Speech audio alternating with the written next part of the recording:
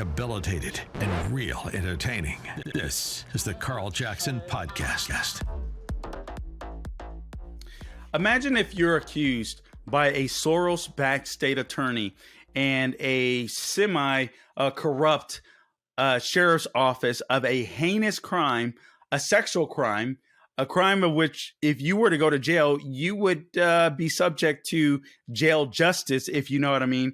Imagine if you were accused of that and it was all false, and that the sheriff's office and the state attorney's office knew it all along, but they decided to go along with it anyway. Imagine if you're the victim of the corrupt state attorney's office and you lose your reputation, you lose your career, you lose your ability to make an income, all the while knowing that you're innocent, and all the while the office of the sheriff's office knowing you're innocent, and the state attorney's office. Well, this happened to my guest. So stay tuned for this exclusive interview with Aaron Meehan.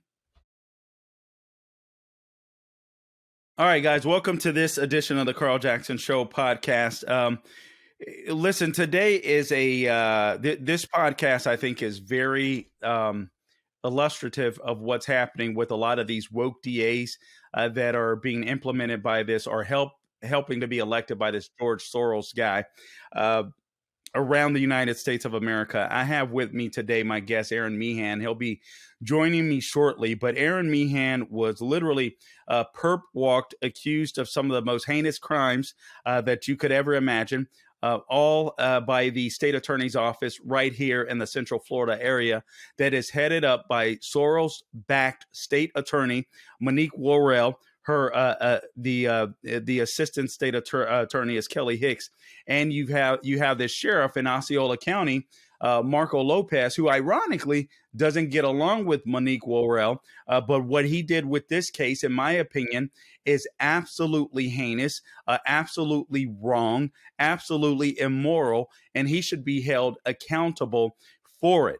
When I give you the details of this case, or when we share the details, initially, I think your reaction might be, oh, wait a minute, this is a little too creepy. This is a little too icky.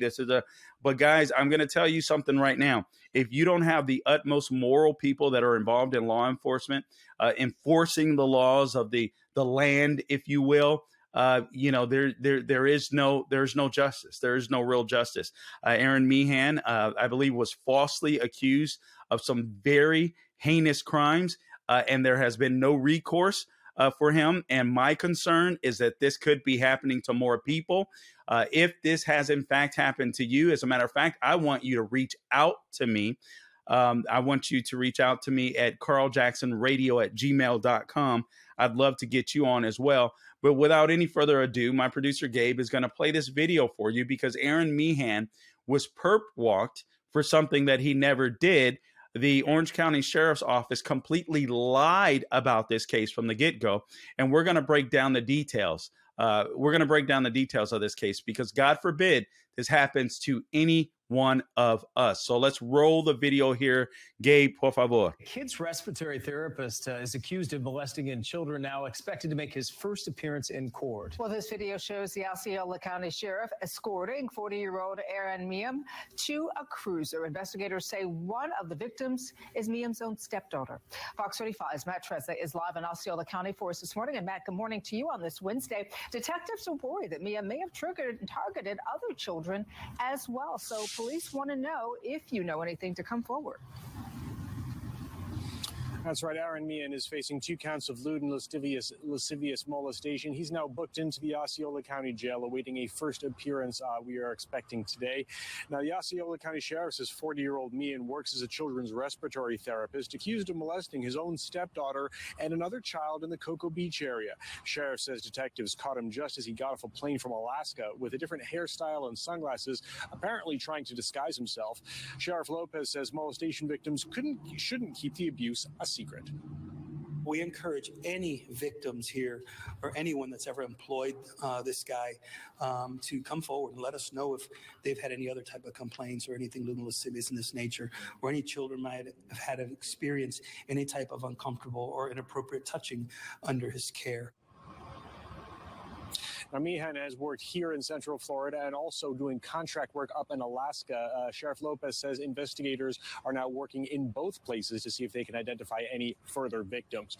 We're live in Kissimmee. Matt Trezor, Fox 35 News.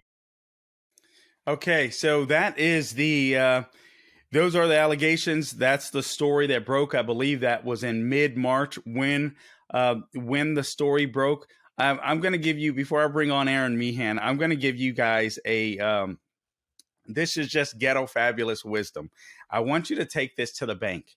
No sheriff is ever going to perp walk an alleged criminal unless he wants to be on television. It tells you right away that it's political. Sheriff Marcos Lopez happened to be one of the arresting officers. Yeah, that's made for prime time. So that's just ghetto fabulous wisdom for some of you that may not have caught that right from the beginning. But now I want to dive in with my guest right away. Aaron Meehan, welcome to the Carl Jackson Show podcast. Hi.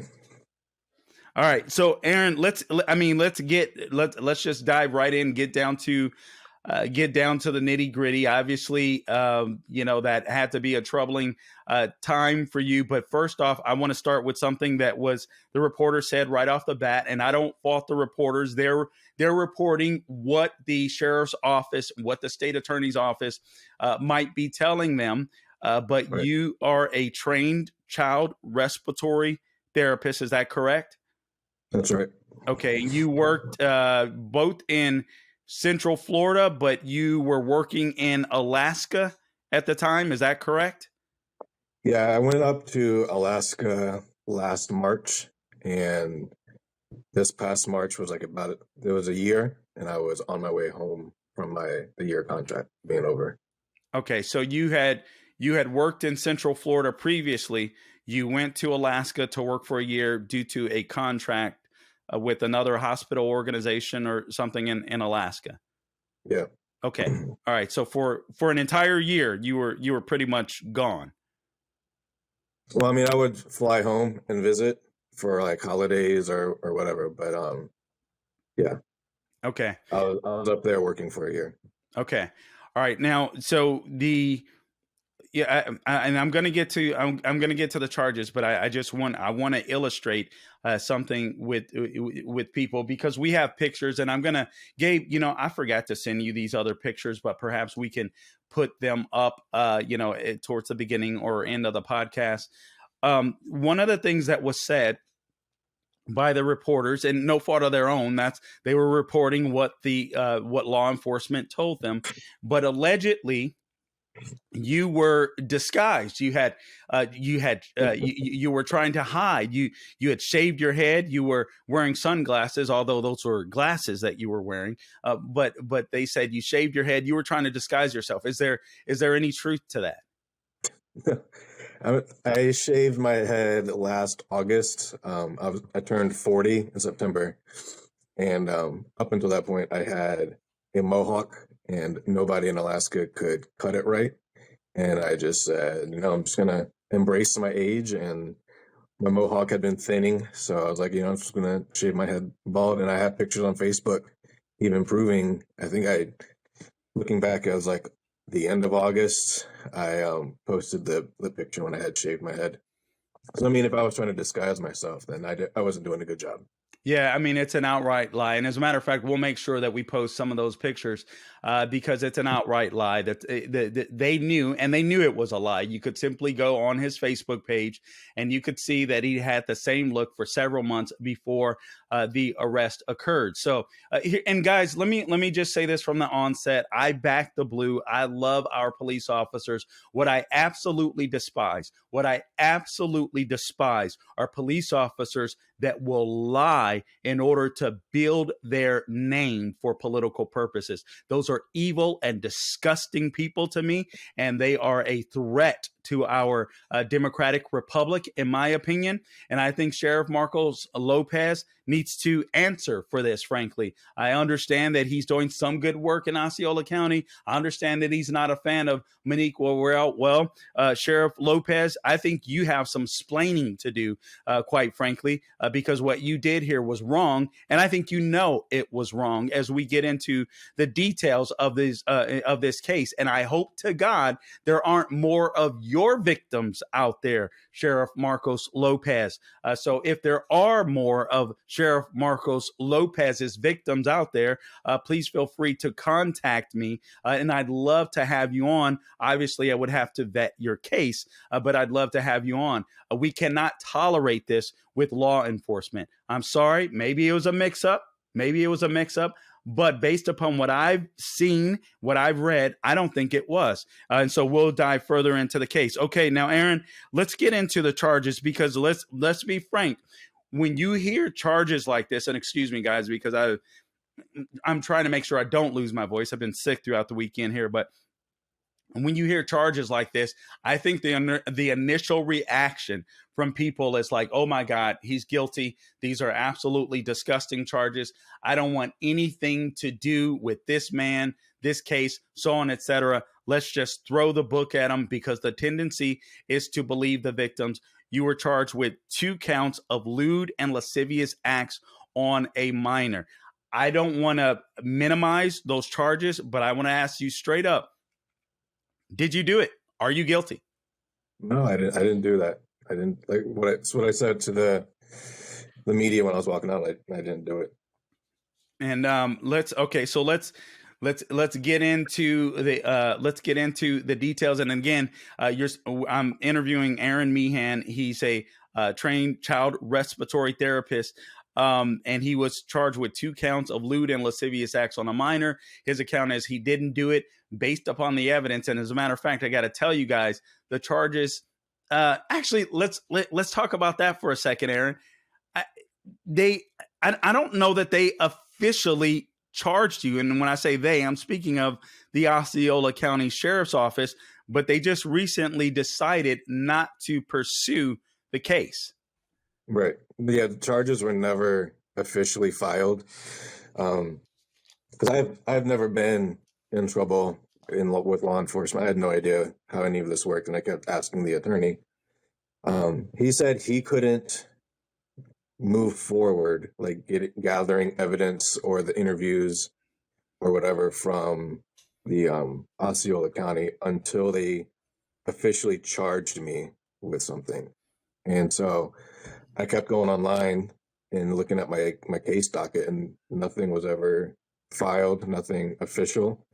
And then 2 weeks ago is when my attorney called me and said that the case was closed, that they were dropping it. Okay, so they never. I want you guys to understand this. All right. So here they are. They perp walk Aaron Meehan in front of cameras. Sheriff Marcos Lopez just happens to want to play a part in this arrest. So they perp walk him. No official charges ever filed. He gets a notice. His attorney his attorney gets a notice. His attorney notifies him that this case isn't even moving forward. The problem is this case should have never started. Aaron, I don't know if you recall this, but we had a conversation, and this was a while ago when I was speaking to you about this case. And you talked to me about how you were getting off of the plane and you looked down the ramp, if you will, and you saw these police officers just sitting there waiting. And the thought that went through your mind, if I recall correctly, was, oh, man, somebody's in trouble. Do you recall that conversation with me? Oh, yeah, I remember. Yeah, that moment is like burned into my memory. I remember talking to you about that too, like explaining what happened at the beginning. So that was like literally you're sitting there thinking, because you're a trained child respiratory therapist, you're not a criminal, you don't have any criminal past. And so you're sitting there thinking somebody else is in trouble. And lo and behold, you get to the end of the ramp. And then the officers say what to you? So it wasn't even like at the end of the ramp. They were at the bottom of the ramp. So as soon as I turned the corner and said thank you to the pilot, I could see them at the bottom of the ramp. And that's my initial thought was like, oh, somebody's in trouble. So there's 4 of them. They got their vests on. Like there's about to be like, I don't know, there was like a hostage situation in there. As soon as I step off the plane, they asked me, are you Aaron Meehan? And it just kind of took me by surprise. I'm like, what? And they said, are you Aaron Meehan? I said, yeah. And then that's when they like took my backpack off me. They put cuffs on me. They took my cell phone out of my pocket. And I even asked, I'm like, can I ask what this is about? And they wouldn't tell me. They said, oh, we'll talk about it later. Did they read you your Miranda rights? No. What? Okay. They never read you your Miranda rights? No. I'm pretty sure. I mean, it was a kind of blur because I was just taken back surprise, but they didn't then. They did later on after they interviewed me for 2.5 hours or whatever. But at that point, I didn't know I was being arrested. I didn't know. I had no idea what was going on. They took me by surprise. I kept asking, what's this about? What's going on? And they would say, oh, we'll talk about it later. We're not going to talk about it now. We'll talk about it later. And then walked me through the whole airport. And if you're familiar with the Orlando airport, there's like the tram to get to the luggage. They wouldn't let anybody near me or in the tram section with me like I was some kind of Hannibal Lecter serial killer. They just wouldn't let anybody come near me. Wow. It was just crazy, like the way everything was handled. And I mean, I had no idea what was going on. That's a lot of effort to arrest someone that you don't intend on officially charging. I mean, that is a lot of effort. You said they confiscated your phone. Did they give you your phone back right away? Do they still have your phone? What's the deal with that? Why would they confiscate your phone? I got my phone back Friday. So, I mean, they arrested me. This past Friday. Yes. So they arrested me March 14th. And then whatever Friday was, May 27th or something like that. So they had my phone for 2 months sitting there in evidence. And when I got it on Friday, it was still in the exact same evidence bag that I watched them put it in at the station. Let me ask you this, Aaron. What is your job or a job as a child respiratory therapist entail? What is a day or a week at work look like for you? So, I mean, I do adults too, but I enjoy pediatrics. But for respiratory therapists, we range from giving albuterol nebulizers, breathing treatments to alleviate asthma. We do a lot of breathing treatments, or all the way up to if there's any traumas or code blues. We're at the head of the bed and either intubate. What is code blues? Traumas, code blues. What do you mean by that? In the hospital, if there's a code blue, that means there's cardiac arrest. So patients either they're not breathing. Okay. So that's like all hands on deck, like respiratory therapists go and nurses, doctors. It gets pretty hectic because a lot of people show up that don't need to be there. But but going back, it's if we're at the head of the bed, intubating or assisting doctors to intubate, where you put the breathing tube down into the lungs and hook them up to a ventilator, a breathing machine that'll breathe for them, and basically put them on life support. Wow. So it's a wide range of like a simple breathing treatment all the way up to like life support. We also do like chest physiotherapy, suctioning out of the lungs. So it's a wide range of what we do. So when you're performing your duties, uh, typically other people around, doctors, nurses, or are you? There are times where you're just the only one. I would say typically there's other people around. Yeah. Okay. I want you guys to marinate on that and what I just asked, because I'm trying to build. I should have been an attorney, Aaron. I'm not even gonna lie with you. When I was going through a custody battle years ago, my attorney was like, "Dude, you need to be an attorney." I don't know why. I don't know why I didn't. But injustice pisses me off, especially by people within the system. Because we have to count on people to be moral people if they're going to be a part of our system. So whenever I see immorality within and I'm not trying to be morally superior. I mean, I've been I've been arrested. I haven't been a great boy. God saved me and changed my life radically. And I'm not a perfect person to this day. Lord knows I need a lot of help. But one thing I can say for sure, when it comes to the criminal justice system, if we don't have moral people leading or in those law enforcement agencies or at the state attorney's office, there is no such thing as justice. And so it does strike a chord with me. Unfortunately, when I was younger, I went through several I was involved in a lot of different cases, criminal cases, family cases. So anyway, I knew my way around a courtroom at a very young age. But anyway, all that to kind of bring this back home. Okay, so the officers, arrested you on for 2 counts of lewd and lascivious acts. Can you tell me, and I don't want you to. I don't want to mention any names. I don't, but if you can tell me who the charges were related to help the audience understand what was going on, or at least where the police officers were coming from. Well, I asked them what the 2 accounts were, and I guess they said it stemmed from 2 acts on the same person. Okay, so it wasn't 2 separate people. They're saying 2 acts on one individual. Yes, correct. So even in drawing up the paperwork, they made it look as though there were 2 separate victims, or at least the way that it was reported, but that is not the case. Right. And that's where a lot of the articles came out with saying that there were multiple victims because of the 2 charges. And then obviously you heard Sheriff Marcos Lopez ask people to come forward if there were any other people involved, which I think, in my opinion, I think he knew at the time was totally bogus.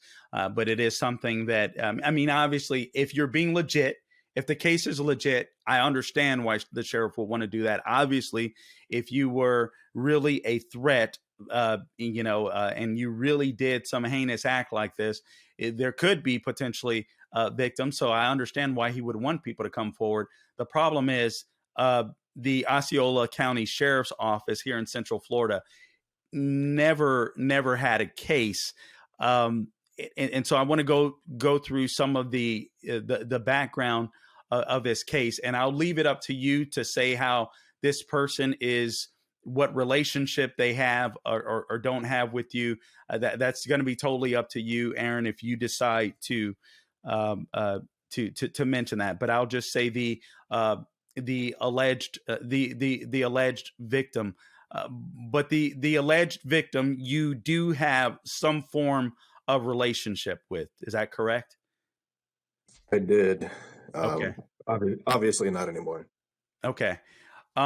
And this person accused you of and now is it okay to mention the sex of the person? Is that okay with you? Yeah, that's fine. Okay. So this person is a young female, and this person alleged that you molested her over a period of time or years. Your response to that? I mean, I didn't do it. But yeah, she said for several years, and then, I didn't do it, obviously, but she was just very angry at me at the time that she started accusing me, which was middle mid-February was when the accusations came out. Okay, so middle February of this year, or when the Yeah. accusations came out. Okay, I have to be careful of how, because I know who this person is. I have to be really careful, and even in the way that I question here, because I do believe this person was perhaps, in my opinion, manipulated to some degree by others, but this person had their own bent against you. Could you tell me why someone would become so angry at you that they would be willing to accuse you of some very heinous crimes? Yeah. So, I mean, I'm not proud of what I did up in Alaska. It came out that I was having an affair in Alaska. End of December, that came out. And then, so that was with the mom of the alleged victim, my wife. The victim or alleged victim was wanting a divorce, us to divorce, and we had decided to work it out and go through therapy and go through counseling and try to keep the family together. And that just didn't sit well with the alleged victim. So I think along with the ex-husband and manipulation is where this came from. Okay, so we've basically just given it away. So this has become more of a domestic issue. It sounds like Did I okay. say too? Was I not supposed to tell the whole story? No, well, listen. You're allowed to tell whatever you want. I just wanted you to tell it. I didn't want to be the one to tell it. I feel like that's Okay. So if you're okay with that, then I'm gonna. Yeah, I mean, I'm not proud of what I did. I'm very apologetic. So we're working through it with me and my wife, and I think there are people that aren't happy with that, and they're trying to destroy it or rip the family apart.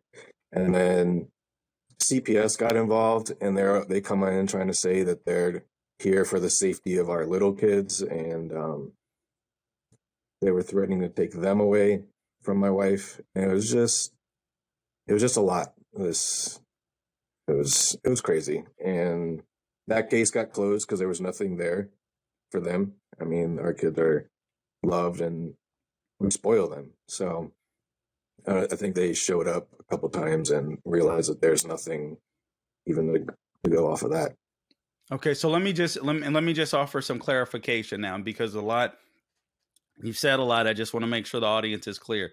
So now we're talking about, okay, your wife, you had an affair. You guys have some kids together. Yes. How many kids do you have together? We have two together, a 4 and a 6-year-old. Okay, and then so you basically let the cat out of the bag. So there's a stepchild or two in the picture as well. Is that the case? Yeah, the stepdaughter. She was 15 at the time that she said all this, and then turned 16 in April. Okay. And so she found out, were you guys close? The stepdaughter and yourself, were you guys close? We were close years ago. I mean, it's just been such a long story. Her biological father was like, he was a manipulative one, playing mind games with her. And she initially started going to therapy and counseling because of him. And so I tried stepping in to be a loving stepfather and treat her as my own. I mean, I didn't have kids of my own at the time. And so we would wrestle and tickle or play games, watch movies. I mean, it's normal things you do with your own child. And I do that with my own kids now. They run up and ask me to wrestle with them or tickle them or throw them in the bed. And they just like to roughhouse. And that's what I was doing. So back then, yeah, we had a good relationship. Then I had a like a catastrophic car wreck in 2016, which kind of took me out of the picture of being a stepfatherly role. I was focused on trying to rehabilitate myself because I couldn't walk, and it was about a year. It was about a year of rehabilitation. So that kind of like took away some of the close relationship we had, and then I think the nail in the coffin was when she started hanging pride flags in her room, and I had an issue with it at the time, and I don't think that she ever like forgave me of that. So you have a young stepdaughter you used to be close with. You treated her like your own child. She was going to counseling because her biological father was manipulative. And it isn't my goal to listen. Young girls are young, very, very impressionable. I don't want to. It isn't my goal to bash her whatsoever. But I do want to. I just want to account the facts. All right, and so. And so you had a close relationship with her. You get in an accident. She's already in therapy for issues that she was having with her biological father. Her biological father, at least according to you, was a manipulator, and she was in counseling for she was in counseling for that. She finds out that you're having an affair. Also, you confront her on she's hanging pride, LGBT paraphernalia, if you will, in the house, in her room. Is that what you're telling me? Yeah. So that the flag, that was years ago. Okay. And so I mean, I told her, I was like, you can take it down. You could take it to your dad's house, but I don't want it into my house. So that kind of caused a rift between you guys. Yeah, and I feel like after that, we never really fully recovered it or ever got back to where we were. Okay, all right, and then you had the accident. Was the accident after that? No, the accident was before that happened. Okay, okay. So that the accident was 2016. I want to say that was about 2018. Okay.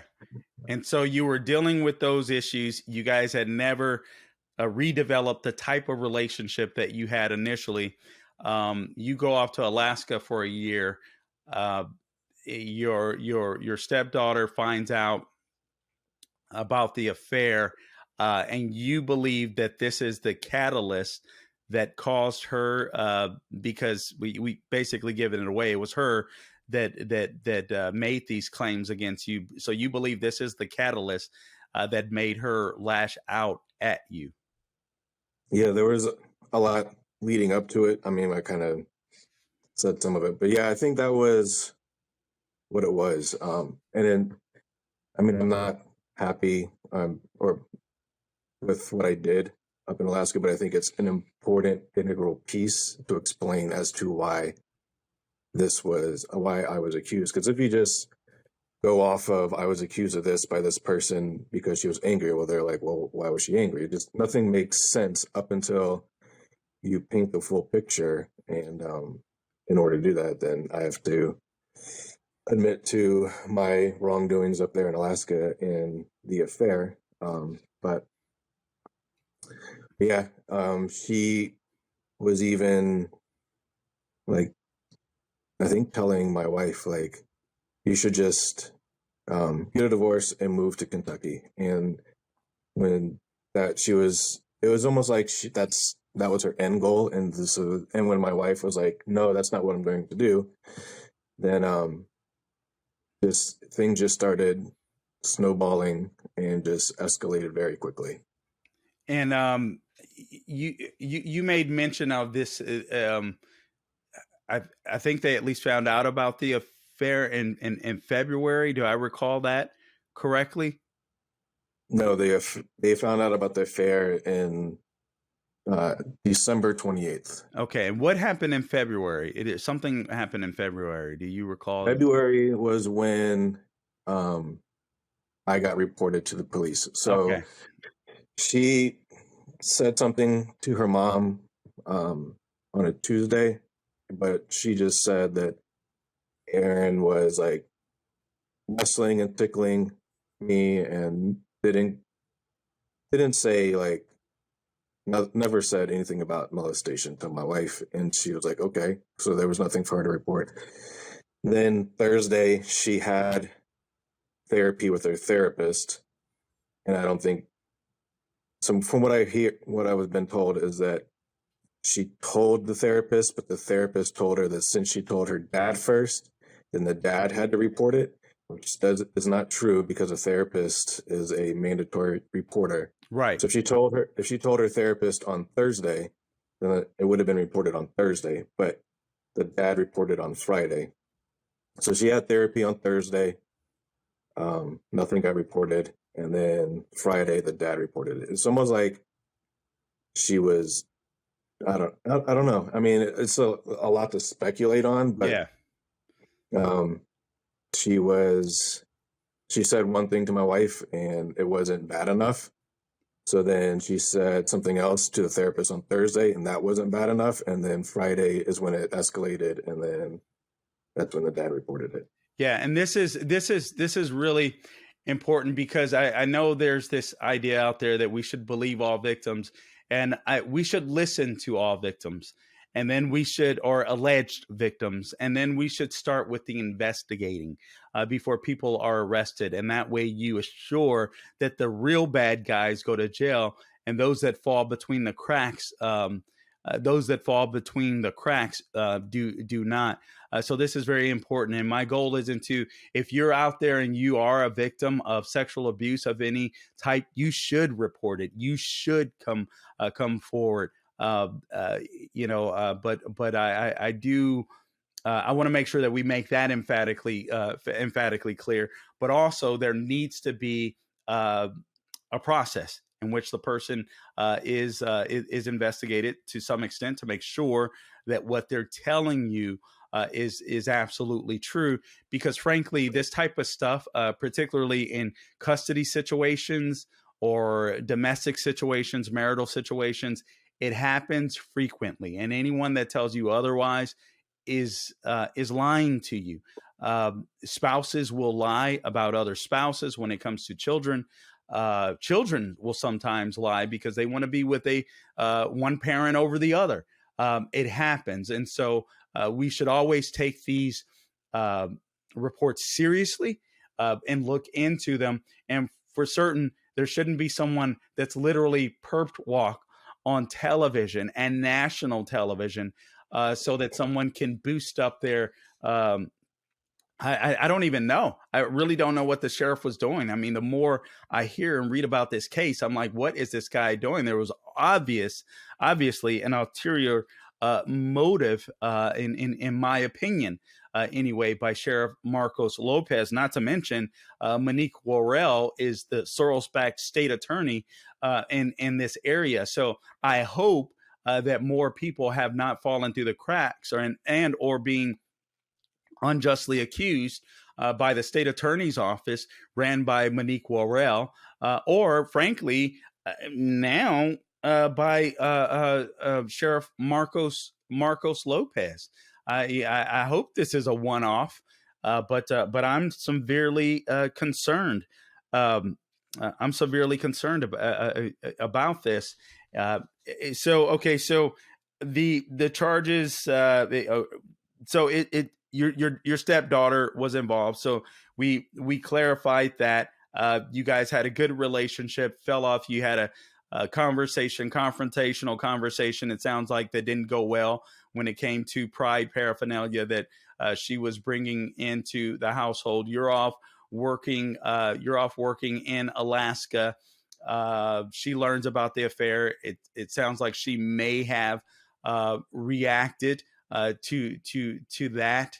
And so now you're in this position where, have you been able to work as a child respiratory therapist since? No. So when I was released on bail, there was a no contact order for any minors. except for like my immediate family if they were accompanied by their legal parent. So no, I haven't worked. The recruiting agency, the way travel healthcare works, you have a recruiter in an agency, and they can pull up all the contracts in the country, and then you can kind of choose where you want to go. That agency has dropped me, and the recruiter basically said he was unable to have any more communication with me until his legal team gave him or told him he could. But I haven't really heard from him since then. So no, I haven't worked since this has happened. My face has been plastered all over the news. So yeah, I mean, I don't know what to. It's not like I can go find a job somewhere right now. Working as a respiratory therapist. Yeah, that's and this is one of the things that really bothers me when someone is unjustly accused, because they accuse you. They don't formally, the Osceola County Sheriff's Office or the state attorney's office never formally files charges. I want you guys to get that. They never formally file charges. The only reason you would do that is if you believe there was nothing there. Seriously. That's the only reason you would do that, is if you never believed your own case from the get-go. And so now, though there were never any official charges, your attorney couldn't even fight this in court per se, because there were never any official charges. Just to clarify, that's correct, right? That's correct. But now your life has been destroyed. You can't get work. You've got a reputation, and sadly, is it fair to say it's a lie? The what? Is it fair to say all the charges and everything that's been spread about you online and on television? Oh, yeah. Everybody was lying, and the media embellished it worse and made things worse. What was your time like in jail? Did you have to spend any time in jail? I was there Tuesday, Wednesday, and then I got released early Thursday morning. It's fair to say it was awful. I was scared, for one, because I knew if word got out why I was there, I've seen documentaries of what they do to sexual offenders, what they do to them. So I was afraid for my own safety. So they had me in an isolated, solid, in my own cell, and so that, I guess that was good. That was good. It was just very lonely. There, stuck with my thoughts. I couldn't really sleep, so it seemed like forever. How did the guards treat you? There was only one that I remember that was actually nice. The rest, it just couldn't care less. There was one that I remember was specifically rude my last night there. But I wasn't pushed down the stairs or anything, right? But they were, there was one that was actually treated me like a human being. It's nice. So I don't remember her name. But there was one that was nice.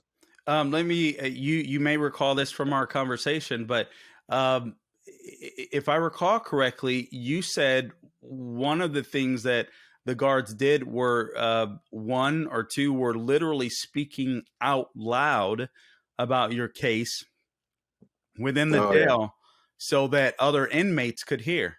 Is that correct? Is that fair? Yeah, my last night there, after I found out that my bail had been paid and I was getting bailed out, the rude guard or whoever it was, I could hear him down the hallway discussing the case, discussing what I was there for.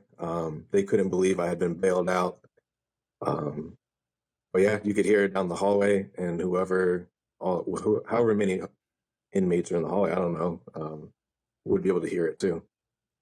Yeah, that's fascinating. That guy should be fired yesterday. I don't know who it is, but I'd love to find out the timeline in which he was there. Honestly, that's not what corrections officers are for.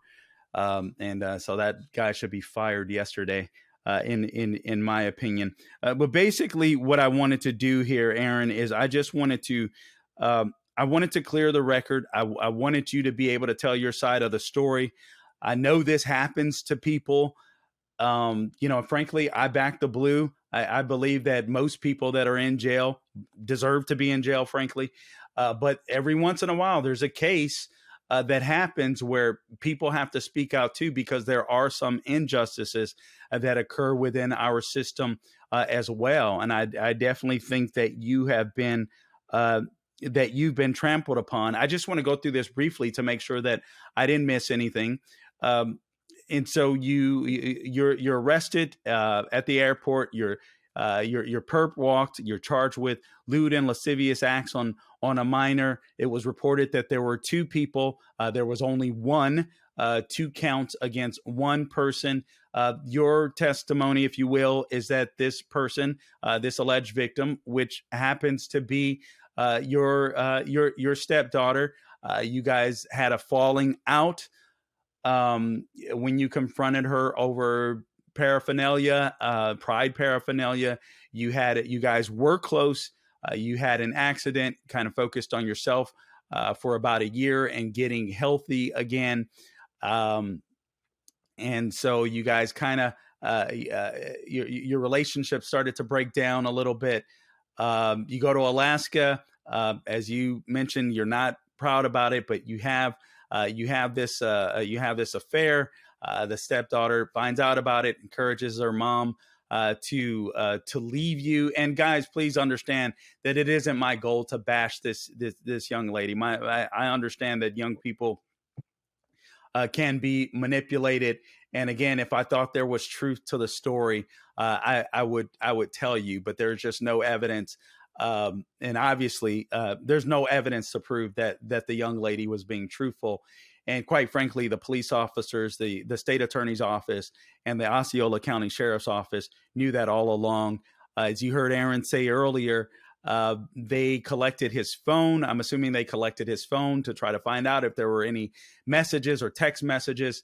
They apparently never checked his phone. It was never taken out of the, when you get arrested, just for those of you that don't know, and hopefully you'll never know, you get materials confiscated from you. They're put in a bag. If you get released, they give a bag, clothing, whatever you have right back to you, the evidence bag. And so that the phone was still in there. So apparently, if I recall correctly, there was a point in time where they did a call with your wife, Aaron, with you on the other line, trying their best to entrap you. You didn't find out about this until later, but if memory serves me correctly, that occurred as well, right? Yes, yeah. Before I flew to Alaska, or not from before I flew back from Alaska to Florida, they, I guess in their investigation, they had my wife go down to the station, and she agreed to do a controlled phone call. And this is around the time that CPS was threatening to take the kids away from her. And my wife had an attorney, and the attorney basically told her just to cooperate, otherwise it won't look good or whatever. So let's just clarify that. You have 2 kids with your wife. The officers and children's or child protective services, however they're called, are threatening to take the other kids away if your wife does not cooperate with law enforcement. Your wife cooperates with law enforcement, not just because she's being,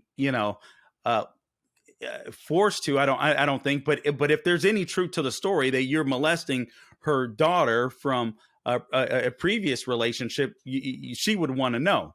I mean, right. Yeah. And so she goes through with us. Just quickly tell us what happened there. So I mean, I worked night shift, so when I woke up in the day and I saw I had missed 3 calls from her during the time where she knew I'd be sleeping, I thought it was weird, or I thought it was an emergency. So I call her back. She ends up calling me back after they had gotten themselves situated in the room to record the phone call. And basically, the investigators were writing questions on pieces of paper and sliding them to her for her to ask me. So they were trying to get a confession over the phone, and she even said that as time went on and the conversation was going on, and I'm not going to confess to something I didn't do. So they were getting frustrated and irritated. They were getting the longer the conversation went on. How do you know how long the conversation went on? Do you recall? It was about an hour. Okay, so for about an hour, they were on the line. The line was tapped, if you will. They didn't tell you. Your wife didn't tell you because she wanted to get down to the bottom of the truth too. They had absolutely nothing on you. They knew where you were. They knew that you were in Alaska. I want to make this point clear. We got to go back to that point because they knew I was in Alaska. They knew I was a respiratory therapist. They knew I was a pediatric respiratory therapist working in the pediatric ICU with children. And my wife even asked them, if this is what is going on, are you going to go up and get him from Alaska? And they said, no, we're going to wait till he's done and comes home. Unbelievable. So basically, these police officers that were questioning you knew all along that you had been in Alaska, that you were fulfilling a contract that you had there from March of, 2022 through March of 2023. So you were never on the run. They knew where you were all along. They knew that you were working with children. They didn't contact the local Alaska police department or whatever it would be in Alaska. They knew you were working with children. They thought you were a threat, but they decided to let you fulfill your entire contract. That's a little weird, Yes. Isn't it? Yes. And then they also said, if you look at one of the interviews, Marco Lopez was saying that he was in contact with the authorities in Alaska. That is not true. Like nobody, my respiratory department director had heard nothing. There was nothing. They contacted nobody in Alaska. So it sounds like Sheriff Marcos Lopez has a issue with the truth a little bit. At least in this case, he certainly struggles with it. Apparently, you were a fugitive that was on the run, except you weren't. It's amazing to me. You had disguised yourself, except you hadn't. And now they've completely destroyed your life and your reputation. I got to tell you, I hope there's some type of legal recourse that you can take against the Osceola County Sheriff's Office because I think they need to be held accountable. I really do believe that. Yeah. I mean, what I've been advised, I haven't talked to too many attorneys, but what I've been advised is media is basically untouchable because I'll just say they were reporting whatever the sources told them. Sure. And they don't have to disclose who their sources are. So that's kind of a dead end there. And then if you look at the sheriff's office now, you're going up against the government. So yeah, well, I hope there's an attorney with the cojones out there to go up against the Orange County Sheriff's Office. Listen, I agree when it comes to, I work in the media business. There's a bunch of snakes in the media business. There's a bunch of good guys in the media business. And frankly, they do report what they hear oftentimes. So I do feel like that's a kind of a no-win situation, unfortunately. But when it comes to, well, I shouldn't say unfortunately, that's not the case with all the people. It's some people that are just trying to do their job and they are reporting what they hear. The biggest issue that I have is with an investigation that was a hoax investigation from the very beginning. They didn't have any evidence. They put you on a call trying to entrap you without you knowing for an entire hour. They had absolutely nothing. They threatened to take your kids. I mean, and that's an intimidation tactic that they're going to use from your wife if she didn't cooperate. I honestly get that. I understand that as a tactic if you really believe that you have a victim. But then they knew they didn't have a victim, and the evidence that they knew that the victim was that the alleged victim, was not being truthful is that they never pressed formal charges. Folks, that tells you almost everything you need to know. They never pressed formal charges. His defense attorney couldn't even go forward because they never pressed formal charges, which is an indication that they knew at the very least they had a very weak case. And in this case, I think they knew they had a non-existent case. And that's exactly why you saw Sheriff Marcos Lopez waste his time to get in front of TV cameras in order to do what? I don't know. Look good in front of the cameras. This never happens, guys. This never happens. The moment I saw that he participated in the perp walk, I was like, how many sexual offenders does this guy get in front of the cameras for? The story was just too juicy to pass up. This guy is on the run. We've got a fugitive on the run, even though he wasn't a fugitive, but it sounds like a great story.